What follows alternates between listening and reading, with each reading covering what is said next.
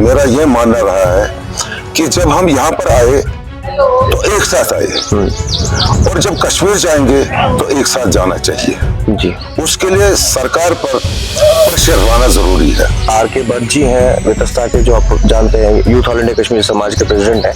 उन्होंने स्लोगन दिया कि हमारी कम्युनिटी में विद इन कम्युनिटी इलेक्शन होना चाहिए। तो क्या इस चीज से आप सहमत हैं?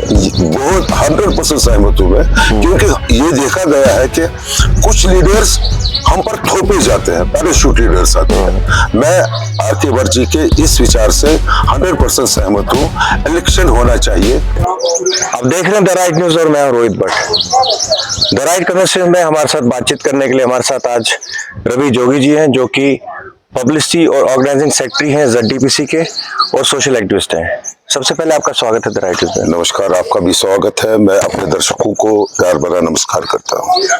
रवि जी, हम सबसे पहले जानना चाहेंगे कि आपने इतना कार्य किया है, सामाजिक कार्य किया है, वो किसी से छुपा नहीं है। हम हमारे दर्शकों के लिए ये जानना चाहेंगे कि आपकी जर्नी क्या रही है आपका। रोज जी, जब मैं 8 साल का था तो मेरा संपर्क भारत भूषण भट्ट जी से हुआ, जो कि इस वक्त वर्तमान में जिष्टा देवी प्रबंधक कमेटी के प्रधान है। वो एक बहुत बड़ी सामाजिक ऑर्गेनाइजेशन के साथ जुड़ा था, तो उनसे मुझे प्रेरणा मिली और मैंने वो संस्था ज्वाइन की जी। और आज तक मैं उस संस्था के लिए काम करता हूँ जी। दूसरा, जब मैंने ग्रेजुएशन की तो जो मेरे कॉलेज के इलेक्शंस थे उसमें मैंने हिस्सा लिया, तो मैं वहाँ का अध्यक्ष भी बन गया जी। उसके बाद मुझे रुचि कल्चरल एक्टिविटीज के साथ रही जी। और मैंने बहुत सारे स्टेज प्ले किए। जी जी। दूरदर्शन में भी मेरे 1-2 सीरियल्स आए हैं दूरदर्शन श्रीनगर से जी। और रेडियो कश्मीर में कम से कम 7 से 8 तक कश्मीरी और हिंदी में मैंने उन नाटकों में काम किया। जी जी। लेकिन इसके साथ साथ जो मेरा सामाजिक क्षेत्र था, असली क्षेत्र, उससे मैं हमेशा जुड़ता रहा और आज तक जुड़ता ही हूँ। जी। जोगी जी, हम ये जानना चाहेंगे कि अगर हम ज्येष्ठा देवी की बात करें, हम पहले भट्ट साहब का भी इंटरव्यू कर चुके हैं और आपसे ये जानना चाहेंगे कि बहुत सारी डेवलपमेंट हुई है यहाँ पे। जो यात्री आते हैं वो खुश होकर जाते हैं, क्योंकि कहीं पे भी इतनी फैसिलिटीज नहीं है इतने कम प्राइस में, जहाँ उनको किचन भी मिले, हर एक चीज मिले, इवन सर्दियों में इलेक्ट्रिक ब्लैंकेट है, सब कुछ है। तो कैसे ये मैनेज कर रहे हो और कितना मुश्किल है ये चीजें करना? देखिए, मैं एक चीज बताऊंगा कि इसमें डेडिकेशन की जरूरत है जी। हमारे समाज में ऐसे डेडिकेटेड वॉलंटियर्स हैं जिनके सहयोग से ये सब कुछ संभव हो सका। जैसे कि आपको भी मालूम है कि 90 से पहले यहाँ पर एक कुटीर थी और एक मंदिर था। जी बिल्कुल। क्योंकि हमारी पोस्टिंग यहाँ पर हुई तो एक बड़ा चंक जो संतूर होटल में रहता था, तो 5 डेज वीक के कारण हमारी सैटरडे और संडे को छुट्टियां होती थी। तो हमने सोचा कि हम किसी कंस्ट्रक्टिव पर्पस के लिए इस सैटरडे संडे को यूटिलाइज करेंगे। जी। तो यहाँ आए, हमने निश्चय किया कि यहाँ पर एक ऐसा आशियाना हम उन हेल्पलेस कश्मीरी परतों के लिए बनाएंगे जी। जिनका निष्कासन इस धरती से हुआ है। जी जी।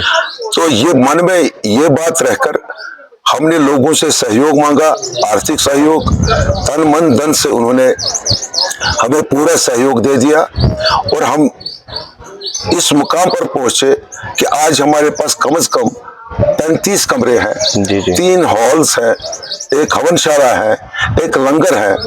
तो हमारी हमेशा यही कोशिश रहती है, जो भी यात्री यहाँ पर आए, जो सनातन धर्म में विश्वास रखता है, उसको यहाँ पर किसी भी चीज की कमी न महसूस हो।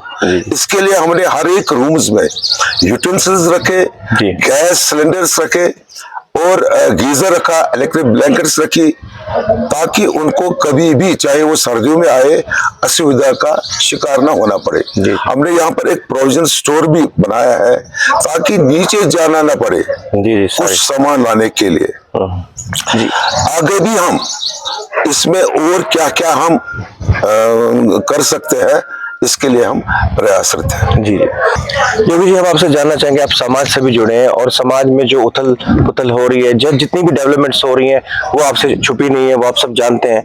हम जानना चाहेंगे कि अगर कश्मीर वापसी की बात करें तो आपको क्या लगता है कि अभी जो माहौल बना हुआ है, पहले हम इस पे बात करेंगे कि आपके हिसाब से कश्मीरी पंडितों की वापसी कैसे होनी चाहिए?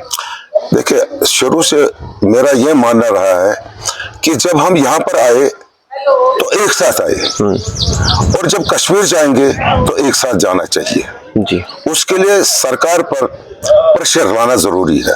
जी अब सरकार के जैसे आपसे छुपा नहीं है, सरकार हमसे कहती है कि आपके पास 150 के से ज्यादा ऑर्गेनाइजेशंस है, तो किससे बात करेंगे, किससे वार्ता करेंगे?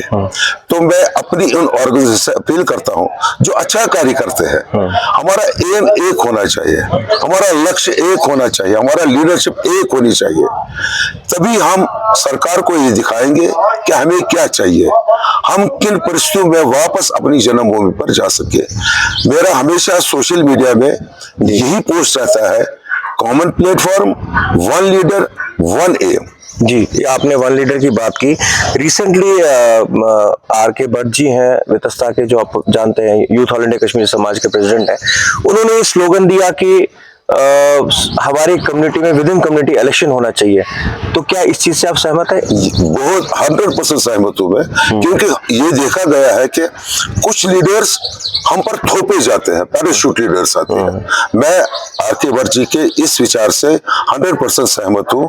इलेक्शन होना चाहिए और उसमें जिसको हम कहते हैं वन लीडर, वन ये पार्टी, वन उसके लिए तो जरूरी है कि उसमें इलेक्शन होना चाहिए। इलेक्शन होना चाहिए।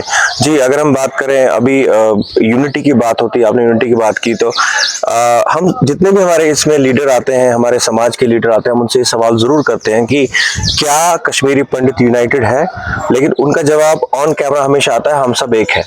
तो आपका इसमें बारे में क्या विचार है? मेरा इससे भिन्न जवाब है। जी, ऑन कैमरा वो कहते हैं that we are one, मगर जब देखा जाए हकीकत में वो एक नहीं है। क्योंकि कोई भी वो अपनी जो उन्होंने संस्था खड़ी की है उसको बंद नहीं करना चाहते। मैं भी नहीं चाहूंगा कि वो बंद करे।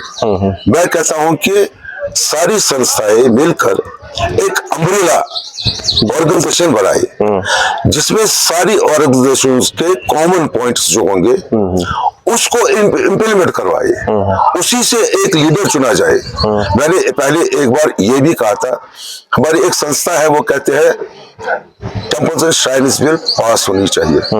मैं उसका भी स्वागत करता हूं, लेकिन साथ साथ ये भी कहता हूं, मैंने उनको सुझाव दिया था 2-3 बार कि जैसे सरदारों में, मुसलमानों में एक बोर्ड होता है, क्यों ना हम भी एक बोर्ड बनाए। जितनी भी मंदिर कमेटीज है उनके जो अध्यक्ष है उनमें से एक को अध्यक्ष चुन लीजिए। अपनी अपनी संस्था वो खुद चलाएंगे, मंदिर कमेटियां खुद चलाएंगे, उनका कोई एनकरेजमेंट नहीं होगा, लेकिन वो मंदिर कमेटियां तय करेगी कि हमारा एक लीडर कौन होगा, ताकि हम सरकार पर प्रेशर डाल सके। जी जी, जब तक temples and shrines bill pass हो जाए। जी जोगी जी, ये आपने एक सुझाव दिया है। साथ साथ में हम ये बोलना चाहेंगे हमारे दर्शकों को कि एक और सवाल सबके मन में है कि जो हमारे PM पैकेज एम्प्लॉयज हैं, ये जब आए तो एज एन एम्बेसडर बन के यहाँ पे आए, क्या आपको लगता है कि ये भी उस चीज का हिस्सा है, वापसी का हिस्सा है जो सरकार ने इन्हें लाया है यहाँ पे? तो क्या एक वो रास्ता है कि वापसी शुरू हो गई है? नहीं नहीं, ये देखिए, जो PM पैकेज के एम्प्लॉयज यहाँ पर आए हैं, मैं भी इस दौर से गुजरा हूँ। मेरी पोस्टिंग जयपुर में हुई थी, वापस मुझको यहाँ पर लाया गया। जब पिछले साल मेरी रिटायरमेंट हो गई तो फिर मैं जम्मू गया। ऐसा ही इनके साथ भी होने वाला है। जब तक इनकी सर्विस है तब तक ये यहाँ पर है। This is not a permanent solution, right? क्योंकि ये भी उसी चीज का हिस्सा है जो मैंने स्टार्ट में कहा, एक साथ गए थे, एक साथ आएंगे, और ये भी उसी का पार्ट है। राइट, ठीक ठीक। जोगी जी, मेरा आखिरी सवाल आपसे ये रहेगा कि आपको क्या लगता है कि जो डेवलपमेंट कश्मीर में हुई है आफ्टर 370, क्या ऑन ग्राउंड वो चीजें हैं, क्योंकि आप कश्मीर में रहे हैं, आप उस दौर में भी रहे हैं जब यहाँ पे हालात खराब थे, आप उस दौर में भी हैं जब आज की सिचुएशन है, क्या डिफरेंस लगता है आपको? कुछ हद तक तो डिफरेंस जो है, जैसे मैं 96 तक की बात बताता हूँ। जब कोई कश्मीरी पंडित लाल चौक से या डाउनटाउन से गुजरता था तो लोग उसको उस नजर से देखते थे जैसे कश्मीरी में एक जानवर का नाम है हांगुल, हांगुल की तरह देखते, अरे बेटा। आजकल की वो परिस्थिति नहीं है। नहीं। उसके लिए सरकार ने जो कार्य किया है उसकी मैं प्रशंसा करता ही हूँ। साथ साथ उस नेशनलिस्ट फोर्स का जो मेजॉरिटी कम्युनिटी में है उनका भी मैं प्रशंसा करता हूँ। उन्होंने इस कदर माहौल बनाया है कि आज की और पहले की परिस्थिति में जमीन आसमान का अंतर है। लेकिन मेरे लिए एज ए रवि जोगी, मेरे लिए तब ये चीज होगा, नॉर्मल सी होगी जब मेरा आस्था का केंद्र गणपतियार में, जैसे कल हमारे जिष्टा देवी में 2500 लोग आए थे, गणपतियार में भी 2500 लोग आएंगे, फ्रीली चलेंगे। और मेरा हिस्टोरिकल प्लेस जो है शीतलनाथ, उसको डेवलप कराएगी गवर्नमेंट। तब मुझे लगेगा हाँ वाकई में नॉर्मल सी आई है। जी जी, बहुत बहुत धन्यवाद रवि जी आपका। ये थे हमारे साथ रवि जोगी जी, जिन्होंने बहुत सारे विषयों पे बात की, और उम्मीद करते हैं आप सबको भी पसंद आएगा। ज्यादा से ज्यादा शेयर जरूर कीजिएगा और बने रहिए हमारे साथ। बहुत जल्द नई शख्सियत के साथ आपसे मुलाकात होगी, तब तक देखते रहिए द राइट न्यूज।